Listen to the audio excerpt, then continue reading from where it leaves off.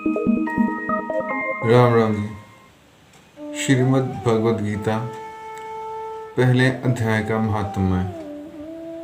ओम श्री परमात्मने नमः। श्रीमद् भगवद गीता के पहले अध्याय का महात्म्य। श्री पार्वती जी ने कहा, भगवान आप सब तत्वों के ज्ञाता हैं। आपकी कृपा से मुझे श्री विष्णु संबंधी नाना प्रकार के धर्म सुनने को मिले जो समस्त लोक का उद्धार करने वाले हैं। देवेश, अब मैं गीता का महात्म्य सुनना चाहती हूँ, जिसका श्रवण करने से श्री हरि में भक्ति बढ़ती है। श्री महादेव जी बोले, जिनका श्री विग्रह अलसी के फूल की भांति श्याम वर्ण का है, पक्षी राज गरुड़ ही जिनके वाहन हैं, जो अपनी महिमा से कभी च्युत नहीं होते तथा शेष नाग की शैया पर शयन करते हैं, उन भगवान विष्णु की हम उपासना करते हैं। एक समय की बात है, मूढ़ दैत्य के नाशक भगवान विष्णु शेष नाग के रमणीय आसन पर सुखपूर्वक विराजमान थे। उस समय समस्त लोगों को आनंद देने वाली भगवती लक्ष्मी ने आदर पूर्वक प्रश्न किया। लक्ष्मी जी ने पूछा, भगवान आप संपूर्ण जगत का पालन करते हुए भी अपने ऐश्वर्य के प्रति उदासीन से होकर जो इस क्षीर सागर में नींद ले रहे हैं, इसका क्या कारण है? श्री भगवान बोले, सुमुखी मैं नींद नहीं लेता हूँ, अपितु तत्व का अनुसरण करने वाली अंतर्दृष्टि के द्वारा अपने ही माहेश्वर्य तेज का साक्षात्कार कर रहा हूँ। देवी, यह वही तेज है जिसका योगी पुरुष कुशाग्र बुद्धि के द्वारा अपने अंतःकरण में दर्शन करते हैं तथा जिसे मीमांसक विद्वान वेदों का सार तत्व निश्चित करते हैं। वह माहेश्वर तेज एक अजर प्रकाश स्वरूप आत्म रूप रोग शोक से रहित अखंड आनंद का पुंज निष्पद तथा द्वैत रहित है। इस जगत का जीवन उसी के अधीन है, मैं उसी का अनुभव करता हूँ। देवेश्वरी, यही कारण है कि मैं तुम्हें नींद लेता सा प्रतीत हो रहा हूँ। श्री लक्ष्मी जी ने कहा, ऋषिकेश आप ही योगी पुरुषों के ध्येय हैं। आपके अतिरिक्त कोई भी ध्यान करने योग्य तत्व है, यह जानकर मुझे बड़ा कौतूहल हो रहा है। इस चराचर जगत की सृष्टि और संहार करने वाले स्वयं आप ही हैं। आप सर्वसमर्थ हैं। इस प्रकार की स्थिति में होकर भी यदि आप उस परम तत्व से भिन्न हैं, तो मुझे उसका बोध कराइए। श्री भगवान बोले, प्रिय, आत्मा का स्वरूप द्वैत और अद्वैत से पृथक, भाव और अभाव से मुक्त तथा आदि और अंत से रहित है। शुद्ध ज्ञान के प्रकाश से उपलब्ध होने वाला तथा परमानंद स्वरूप होने के कारण एकमात्र सुंदर है। वही मेरा ईश्वरीय रूप है। आत्मा का एकत्व ही सबके द्वारा जानने योग्य है। गीता शास्त्र में इसी का प्रतिपादन हुआ है।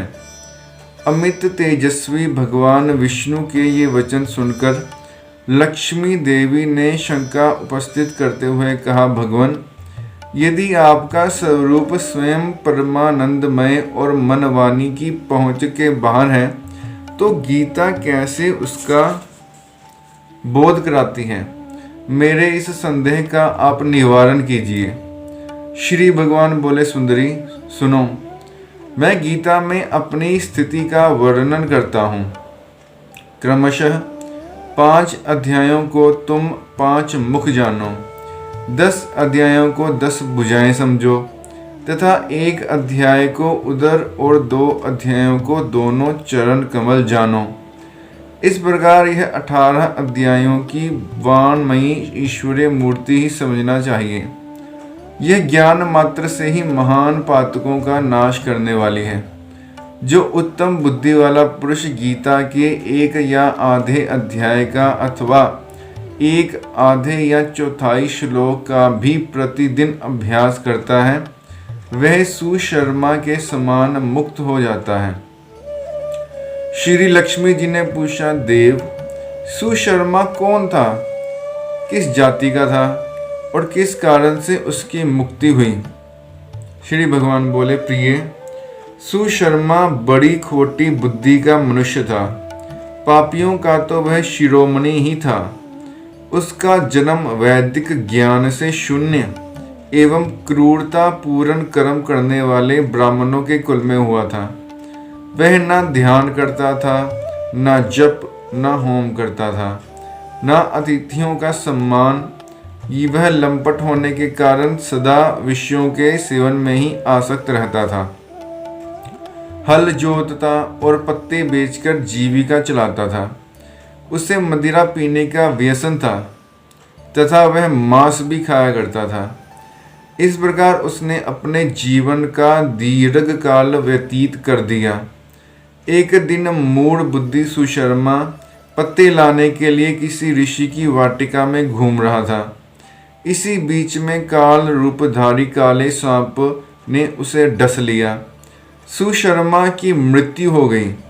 तदंतर वे अनेक नरकों में जा वहाँ की यातनाएं भोगकर मर्त्यलोक में लौट आया और वहाँ बोझ ढोने वाला बैल हुआ। उस समय किसी पंगु ने अपनी जीवन को आराम से व्यतीत करने के लिए उसे खरीद लिया। बैल ने अपनी पीठ पर पंगु का भार ढोते हुए बड़े कष्ट से 7-8 वर्ष व्यतीत किए। एक दिन पंगु ने किसी ऊंचे स्थान पर बहुत देर तक बड़ी तेजी के साथ उस बैल को घुमाया। उससे वह थककर बड़े वेग से पृथ्वी पर गिरा और मूर्छित हो गया। उस समय वहां कौतूहलवश आकृष्ट हो बहुत से लोग एकत्रित हो गए। उस जन समुदाय में से किसी पुण्यात्मा व्यक्ति ने उस बैल का कल्याण करने के लिए उसे अपना पुण्य दान किया। तत्पश्चात कुछ दूसरे लोगों ने भी अपने अपने पुण्य को याद करके उन्हें उसके लिए दान किया। उस भीड़ में एक वेश्या भी खड़ी थी। उसे अपने पुण्य का पता नहीं था, तो भी उसने लोगों की देखा देखी उस बैल के लिए कुछ त्याग किया। तदंतर यमराज के दूत उस मरे हुए प्राणी को पहले यमपुरी में ले गए। वहां यह विचार कर कि यह वैश्या के दिए हुए पुण्य से पुण्यवान हो गया है, उसे छोड़ दिया गया। फिर वह भूलोक में आकर उत्तम कुल और शील वाले ब्राह्मणों के घर में उत्पन्न हुआ।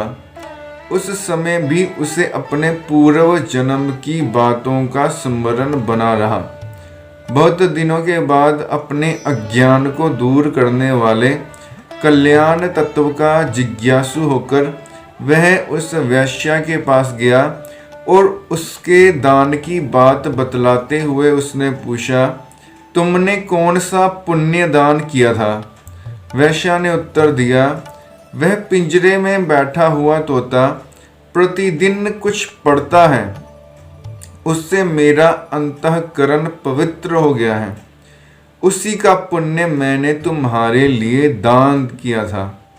इसके बाद उन दोनों ने तोते से पूछा। तब उस तोते ने अपने पूर्व जन्म का स्मरण करके प्राचीन इतिहास कहना आरंभ किया। शुक बोला, पूर्व जन्म में मैं विद्वान होकर भी विद्वता के अभिमान से मोहित रहता था। मेरा राग द्वेष इतना बढ़ गया था कि मैं गुणवान विद्वानों के प्रति भी ईर्ष्या भाव रखने लगा।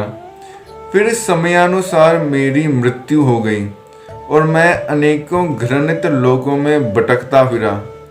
उसके बाद इस लोक में आया। सद्गुरु की अत्यंत निंदा करने के कारण तोते के कुल में मेरा जन्म हुआ। पापी होने के कारण छोटी अवस्था में ही मेरा माता पिता से वियोग हो गया। एक दिन मैं ग्रीष्म ऋतु में तपे हुए मार्ग पर पड़ा था।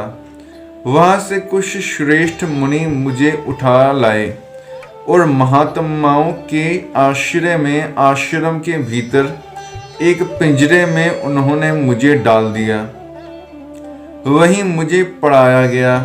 ऋषियों के बालक बड़े आदर के साथ गीता के प्रथम अध्याय की आवृत्ति करते हैं। उन्हीं से सुनकर मैं भी बारंबार पाठ करने लगा। इसी बीच में एक चोरी करने वाले बहेलिये ने मुझे वहां से चुरा लिया। तत्पश्चात इस देवी ने मुझे खरीद लिया। यही मेरा वृत्तांत है जिसे मैंने आप लोगों से बता दिया।